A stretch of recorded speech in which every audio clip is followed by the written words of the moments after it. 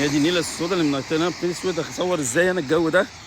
يا- والله ما ماسح المقدمه بتاعت الفيديو، هكمل الفيديو كده مش هتفرق معايا. كنت عايز اقول لكم ان في حروب في العالم كتيره جدا انتهت مش بسبب ان الجيش انتصر على الجيش، لا انتهت بسبب الجو. يعني مثلا الجو بقى شديد بقى السلوك بقى، والدنيا بقت مش عارف بهدله وشتاء والحاجات دي كلها، ففي حرب الجنود بتاعتها وقعت بسبب الموضوع ده. مثلا لو جينا بصينا في الحرب العالميه اسمها ايه، الحرب العالميه الثانيه، المانيا بعد هولندا لما ما عرفتش تظبط الموضوع وهي داخله ناحيه روسيا.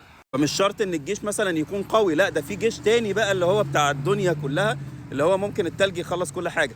والموضوع ده يعني المثل ده مش بس، لا في كذا مثل.